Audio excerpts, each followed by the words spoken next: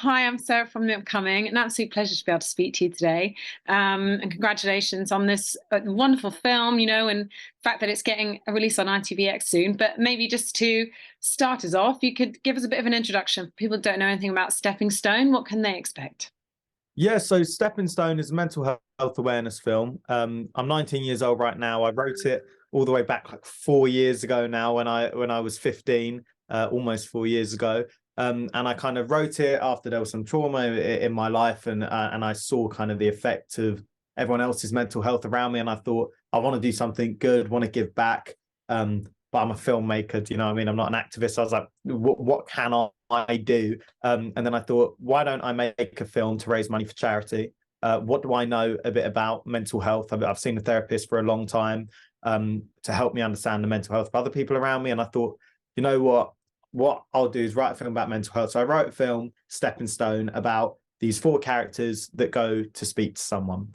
And that's all the film is about. It's about four characters that need to speak to someone, whether it's because they're suffering from a mental illness or whether that's because they just feel like they want someone to speak to and to normalize conversation with.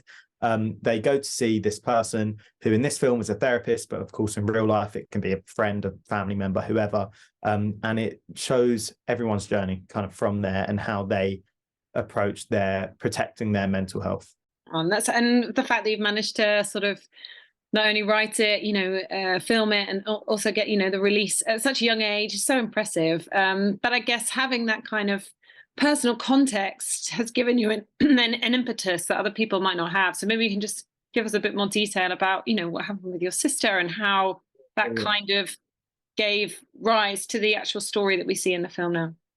Yeah, so in 2019, late 2019, my little sister, who was 9 at the time, had a terrible accident. She fell 30 feet headfirst onto marble floor. I was the first one on the scene, and I was viewing from that kind of 30-foot platform. Obviously, air ambulance, etc. They said that she almost definitely wouldn't survive, but they put her into like this immediate brain surgery that kind of took over 6 hours. And they said, if she did make it out, which is a slim chance, she'd never be able to kind of walk, eat, any of those kind of things. So that night I prayed and prayed for a miracle. And I remember I'd made this superhero film called Cyanide Origins at the time. And I prayed that it would get onto this channel called Million Youth Media. And I was like, I was just spent weeks praying for my own career. And when this happened and I actually needed, not that I'm a very religious person, but I at that point kind of turned to faith, and I was like, I feel so awful that what if I've wasted all my prayers on myself and my career? And then I said, look, whatever happens next, I will do whatever it takes. I'll give back. Just please let her make full recovery. And by some absolute miracle, she was in hospital for up to 6 months, and she was in the ICU for over a month and in a coma for a while, but she eventually made it out, and she eventually started to speak again, and she eventually started to walk again, and she gets to the point now where she's 13 years old at the local comprehensive school, completely normal, or not normal, but completely unaffected by the accident, and basically, as well as that, so I started writing the film as a way to give back and raise money for charity. And then in that, a close family member of mine, very close family member of mine, has always suffered with mental illnesses. So they've had severe depression, they have anxiety, they have quite a lot of mental illnesses and disorders that they struggle to deal with. And in the years prior to Valentina's accident, I'd seen a therapist, not even for myself, more to understand them and to understand their mental illness, and so I could sympathize with it and kind of understand some of their actions maybe. And when that happened, shortly after, that person attempted suicide, and that then left them in a coma and in a vegetative state for about 5 months. And in that time, that the lead up to that suicide was kind of so traumatic, seeing everything that was kind of going on, and the toll that depression can take on a person. I just thought, I've got to rewrite this film. And obviously I can't say too much now. I'm not sure when the interview's coming out, whether it's before or after, but what I will say is you'll see the film heading in a certain direction, and you'll see, okay, right, I see where this is going. And it's almost the expected from a, you know, suicide, mental health awareness film. And then it very last minute changes direction. And that change of direction was inspired by that person in my life coming out of that attempted suicide. And again, without giving too much away, I wanted to show that the grass is green on the other side. And that inspired me to rewrite the film. So kind of because this film took so long to make, it went through so many rewrites and, you know, at different points. Yes, it initially was from my sister's accident, but then the things around me, you know, my friends going through their first breakups, you know, myself going through things, and as I matured and I saw more people around me, and I understood that you don't need to have a mental illness to be on the mental health spectrum. Everyone's on it, and you know, you can be on a high day, you could be on a low day, and that's what I wanted to explore in the film. So the film isn't a suicide film as such, it's a what I call a mental health film, and I think people would be quite surprised actually with the lightheartedness of it, and the comedy and the comedic elements of it, because I didn't just want to make some sad suicide film. And I think the media misses so much of the mark by, like, they try to fearmonger people into not committing suicide. That isn't what I want to do. I just want to open up conversation, and I want to help raise money. So for the people that unfortunately will get to that point where they, you know, use suicide helpline as a last resort, that they have those resources. So that's kind of what this film is. Sorry if I rambled on. No, not at all. I mean, I think it's raised so many fascinating points there, and definitely something that comes out through the film as well is, like you say, from your experience, you know, you can have these really sort of catastrophic things or very traumatic big events that happen, and therefore mental health issues can arise from that. But also it can be something much smaller than that. And what we realize is that mental health is on a spectrum, and that everyday struggles can feel as monumental as a reaction to something, you know, that is a large event. So it's important to kind of, I guess, allow people to have those conversations, whether it's something big, whether it's something small, and every single person is going to experience things differently. And I think that really comes across with the different characters in the film, that it can be such a range of things. It doesn't have to be something that's very extreme in order for it to count as a mental health issue. So is that also something important to bring out?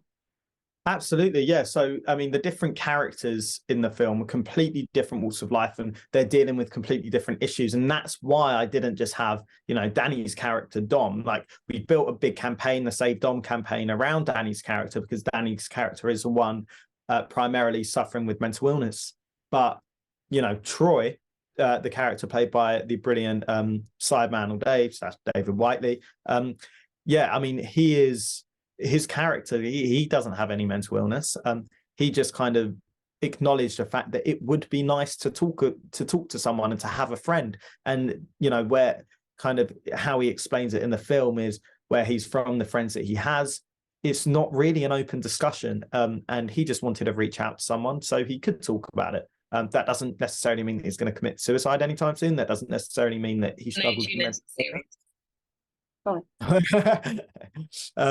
yeah, it doesn't mean that he struggles with mental illness even. It just means that he wants to talk to someone. And I think that's something that everyone can take away from this film, is that it's good to talk. And it doesn't need to be a big traumatic event, or you don't need to suffer with something. You can just want to talk if and be vulnerable. That's fine. And tell us a bit more about the actual making of it. And of course, you know, bringing all these wonderful people on board to participate, and particularly Danny Dyer. I mean, such a kind of you know, familiar face on our screens, but also kind of perhaps epitomizes that sort of Jack the Lad, you know, kind of old school, maybe masculinity. You know, imagine sort of being in the pub and wouldn't necessarily associate with, okay, let's take some time to discuss mental health, have conversations, be vulnerable. So somehow it seems very perfect to put into that role. Yeah, so that casting was so important to me. Obviously, when I wrote this at 15, I've never gone to film school. I don't have any formal film education. Everything I learned was not even from books. If I could try and sound smart and say I read books, I watched YouTube tutorials in order to make films. And as I got older, they just got less and less worse. And hopefully it's got to a point where Stepping Stone's good. But when I was writing the film, it was just a 15-year-old writing a mental health film. Obviously, you know, if you're writing an action film in your head, you're thinking of James Bond as a lead character, you know, or Daniel Craig or Chris Evans, Robert Downey Jr. You don't think you're ever going to get them. That person for me was, you know, cocky, EastEnder, kind of puts on this front. And I would just thought Danny Dyer, you know, familiar face, everyone knows him. I never thought about reaching out to Danny Dyer until once I'd written the script. And then I thought, you don't ask, you don't get. So naively, I emailed his agent. I emailed his team. Surprisingly, I didn't hear back as a 15-year-old, but I then was like, you know what, I'm going to go even harder. So I borderline started stalking him. I went through his Instagram following, and you know, was messaging people. Some people most people ignored it. Some people would get back and say this is highly inappropriate. And there was one person, lovely enough, who I spoke to on the phone, Lucy Carr, who said, you know, I don't know Danny too well, but I go to, you know, yoga with his wife. I'm friends with his wife. If you send me the pitch, I explained it to her over the phone. She said, if you send me the pitch and script, to send it on to his wife, Jo. So I thought, brilliant. And I sent him this pitch. And in this pitch, I explained, look, Danny Dyer, Danny Dyer represents kind of this hard man persona, the typical alpha male. And this casting alone, that kind of juxtaposition is exactly what the campaign needs. You know, someone like Danny Dyer playing our most vulnerable character, like, isn't that a, you know, great casting? So I explained that to him. I said, here's attached is a script, and at bottom's my like contact. Anyways, I send it. She goes, by the way, you probably won't hear anything back for like 3 weeks if they were to get back. 2 days later, after school, just studying for my GCSEs at my friend's house, I get a phone call, random caller, no caller ID. I pick up, Noah. Hello, who's this? Yeah, I think it's one of my friends. He goes, Danny Dyer. I went, hello. Oh, hello. And then he went, I'm in, son. I love it. I'll do it for nothing. I love the idea. I love the casting. I love the idea of me playing this character. I love what the film's about, and I love the script. I'll do it, and don't worry about payment or anything. I'll just do it. And that was how I cast Danny Dyer. Now, keeping Danny Dyer involved after that was tricky, because the weekend we were supposed to shoot was a weekend we went into lockdown for the first ever time.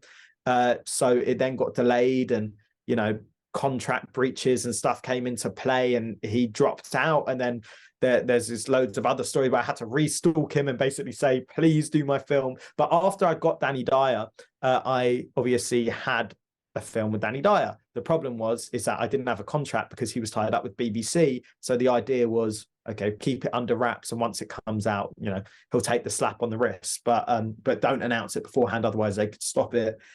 So I was trying to get funding. So I was emailing hundreds of executive producers, but they were saying, okay, this sounds amazing. You know, have you got him to sign a contract? And I said, no. And they say, well, how do I know you've got him? I went, oh no, I've got him, believe me. So they're looking at this like kid who's saying he's got Danny Dyer in the film. He's going, okay, no chance I'm giving you any money. Luckily, I came across Jackie Green, our executive producer, who was brilliant enough to say, you know what, let's do it. I'll take the risk. Here's £5,000. She then got in contact with her friend Monique Blake, who's also brilliant, who very kindly matched her donation to the project. And of course, because this is a charity film, there's no investment on executive producers, and that's something that obviously makes most people drop out immediately. For Monique and Jackie, they just wanted to help. They just wanted the film to get made. So they gave me £10,000. And with that, we were able to shoot this film, Stepping Stone, that in reality is worth about £350,000. And We shot it for on a production budget of £10,000. And I've reached out to Simon Stolland, who was the cinematographer behind Blue Story, who I've reached out to, when I was younger, when I was like 13, for advice. And, he DM'd me back. And then I said, look, I know it might be a bit early, but I've got this film. And he came on board. So suddenly I'm working with like my idols in the industry. I'm working with Danny Dyer, I'm working with Simon. I've got this crew that's basically stolen straight from a Netflix film, and this super high quality production crew. And then there's me running it, and I don't know what I'm doing. So it was interesting on set, but I have no ego about it. Everyone there, everyone on set knows a lot more than me. So if I had the opportunity to work on that set as a runner, I would have been. Never mind kind of running the set as director. So I was just super interested in how everything was working. I was soaking in the experience, working with Simon, working with Louis, our gaffer, working with the sound team with Mel, and then following that through to post-production to Emil, who's the editor on it. And I just had the craziest experience the past couple of years, just soaking it in, learning on the job. And somehow we then ended up with at least what I'll think is something I'm really proud of, to say the least. I'm really happy with how it's turned out, which is something I've never been with any of my projects. But this one, I'm just so happy with how it turned out. And we took it to ITV, and they were happy with how it turned out, and they acquired it, which was just crazy. I said, look, I know this might be asking for a lot, but obviously ITVX is UK only, and the idea is to spread as much awareness as possible globally, and to make it accessible to everyone. So would it be possible to sign a non-exclusive deal? And they were so understanding. They said, absolutely, we just want to help you push this film out, push this message. So it'll be releasing on Million Youth Media on the 11th of May, which is a brilliant YouTube channel that supports young filmmakers. And then it will also be releasing on May 15th on ITVX. So just exciting times. But yeah, as for your initial question, I kind of just learned on the job. That's the filmmaking experience for me. And what do you hope, will be the impact? And I guess, like you say, getting as large an audience as possible, and you probably will get a very varied audience. But I guess it seems like the takeaway is, whatever your personal experience, just taking that step to go and talk to someone is really crucial. But there's also another message there, isn't there? That is this country in particular crippled by the fact that there's just not enough funding. There aren't enough resources out there. I think one thing that comes up, and we've got the additional documentary as well, to know about the making of it, waiting 10 minutes to get through to speak to someone, is that 10 minutes too long? So I guess that would be the secondary message of how can we either raise money through charity or put pressure on the government to make sure that there are resources out there for the people that need them. 100%. That's what, the campaign that's kind of been tagged to this is our Save Dom campaign, Dom being Danny Dyer's character. And obviously there are, as you said, two kind of ways that we can save Dom being a paradigm for, people who need that help. And that's by normalizing conversation, encouraging healthy male friendships in particular, because they kind of seem to be very closed off from it, a lot of people. And so by normalizing those conversations, by kind of destigmatizing mental health, and by getting rid of stupid kind of phrases like, oh, man up and men don't cry and all of that, that's one way you can save Dom. But the other way is that inevitably there is going to be people that need the resources, that suffer with, real mental illnesses that they can't escape from, and they get to a point where they are suicidal. And the way that you can save them then, once it's almost too late, is by providing the resources. And the only way that we can do that, as much as it's brilliant to spread awareness, these charities need the money. So I'm hoping that this film can raise a lot of money for the three charities and helplines that we're supporting, which is Calm, Mind, and Samaritans. We've created a Save Dom text line, so all you have to do is text Save Dom 5 or Save Dom 10, obviously £5 and £10, to our text line that will be shown at the end of the film. And just that £10 documentary can help them pick up a phone call. So £10 helps Calm pick up one phone call, potentially saving one life. Who knows if we raise £10,000, 20,000, 50,000. So the film can spread awareness, but I think an important part that I want our audience to consider is the fact that if they are in a position enough to donate, which obviously not everyone is, but if they are in that position, please do consider donating, because it really does make all the difference, as you'll see in the film. And I guess what makes the film unique as well is that it is from a young person's perspective. You said you sort of started working on it when you were 15. And I do think that is crucial, because, something else that comes up is there is maybe this generational divide. In the past, the pressures weren't perhaps the same. So although it's easier maybe for older people to think, oh, well, you're young, what have you got to worry about? But there's something quite unique, I think, growing up, for example, being surrounded by social media, which is quite a unique thing that maybe in the older generation don't fully understand, or the fact that people aren't, interacting online a lot of the time rather than being together in person. How does that affect people's relationships or their support networks and things like that? So do you see that actually there's something important as well about having the perspective of young people to understand better what the mental health challenges are in this day and age, these things change through time? I think that you make a really, really good point there about it being from a young person's perspective. And obviously there are the added kind of things like social media that just breeds insecurities, and kind of that added pressure. Maybe it's harder to get a job nowadays. Those kind of things do play a part. But what this film stands for is, I think these problems have always existed, however, with social media and the ability to talk to someone from the other side of the world and to be kind of part of this huge network online, it's just become more spoken about. And that's why we have a whole generation, in kind of middle-aged men, especially, I believe, feel free to fact check this, but I believe over 50s men in the UK is kind of the worst age for the suicide rate. And I think that is because growing up, it wasn't normalized. So yeah, being from a young person's perspective, it's great. And I can understand kind of what we can do and say to each other as young people to kind of support ourselves and to talk to our friends. But at the same time, as a young person, I think have grown up around all this knowledge that's been so easily accessible. I've, not only grown up around people with mental illnesses and struggle with PTSD myself, etc., but I have been lucky enough to grow up in a generation where that information is super accessible via the internet. So I know about mental illnesses. I know that these problems are out there.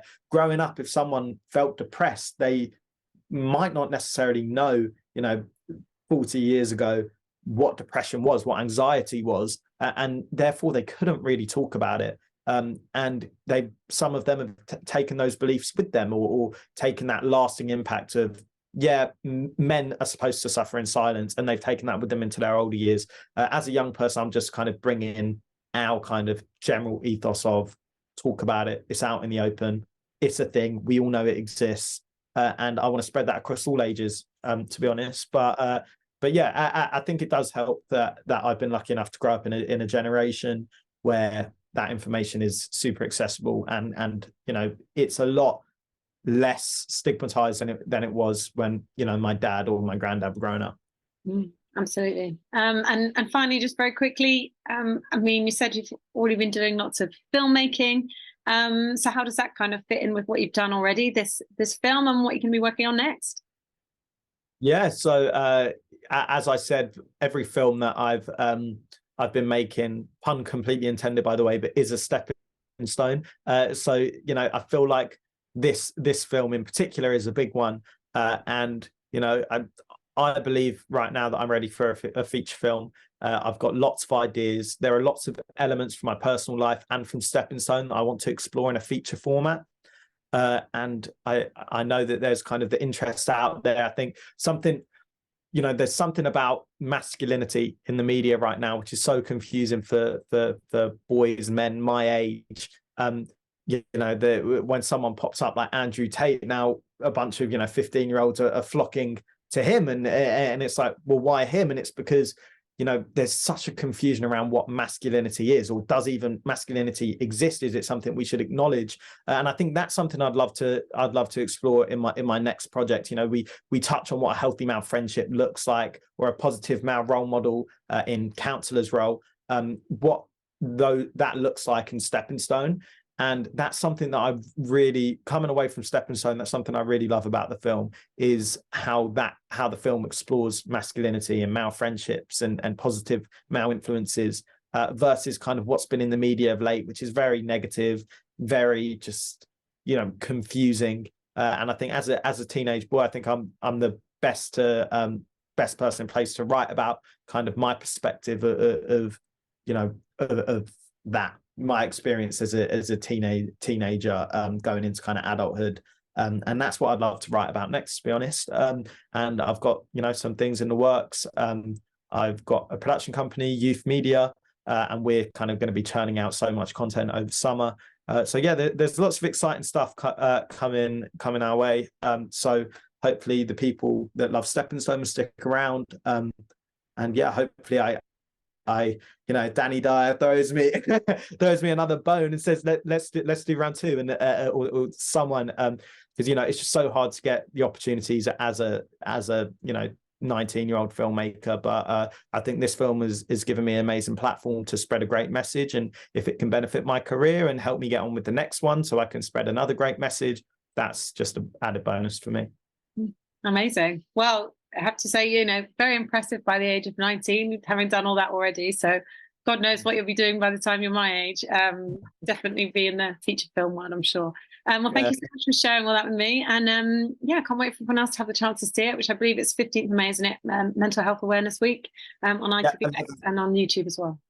Yeah, YouTube 11th of May, so Thursday, and yeah, then Monday for ITVX. But thank you so much. It's been lovely talking with you.